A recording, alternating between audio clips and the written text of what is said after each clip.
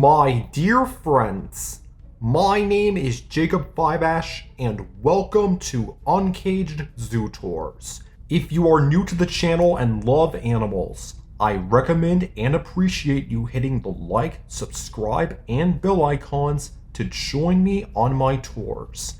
Today, we're going back to the Defiance Zoo and Aquarium in Tacoma, Washington. Our last tour showcased Red Wolf Woods, where we learned how the zoo has played a major role in saving an endangered species. This time, we're heading to Rocky Shores.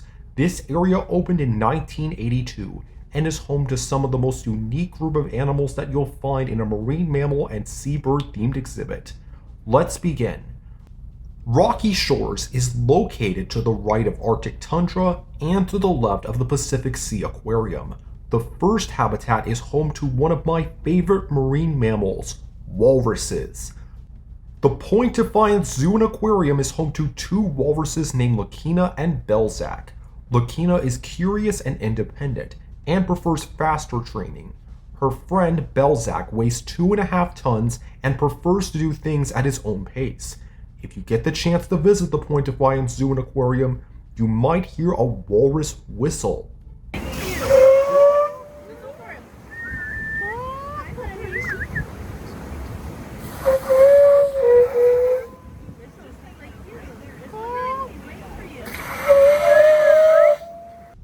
Lakina and Belzak were born in 2016 at Aquarium du Quebec, where they learned training cues in French. In 2018, the two walruses were transferred to the Vancouver Aquarium, where they learned some English training cues.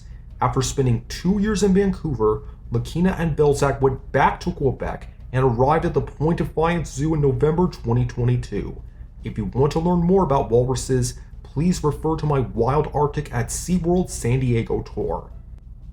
Next door to the walruses are California sea lions and harbor seals. Like walruses, both seals and sea lions are pinnipeds, marine mammals that have flippers and a thick layer of fat called blubber, which keeps them warm in cold water. But how can you tell the difference between a seal and a sea lion? Harbor seals like Killick, Onion, and Riley have ear holes and walk around like caterpillars on land.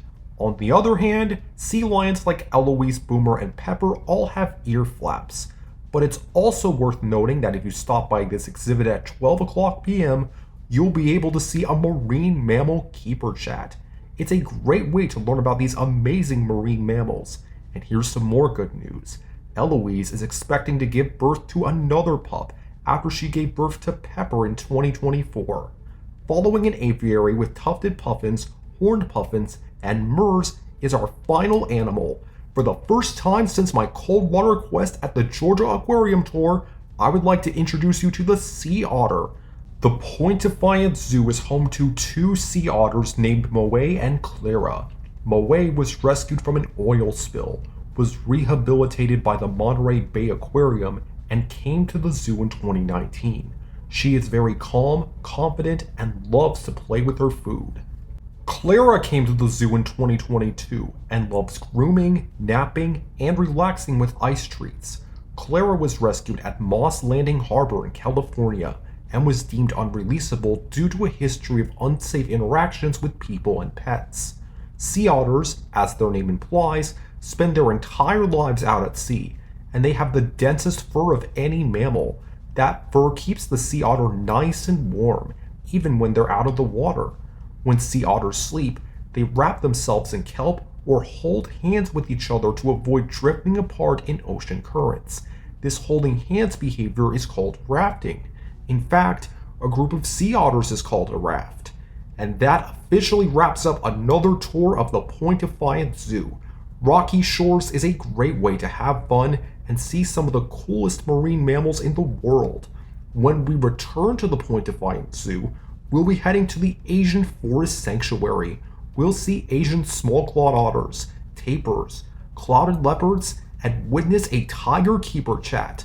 Today's question is, what is your favorite marine mammal and why? Thank you for watching my videos, and I'll see you next time. You're smart, creative, and kind.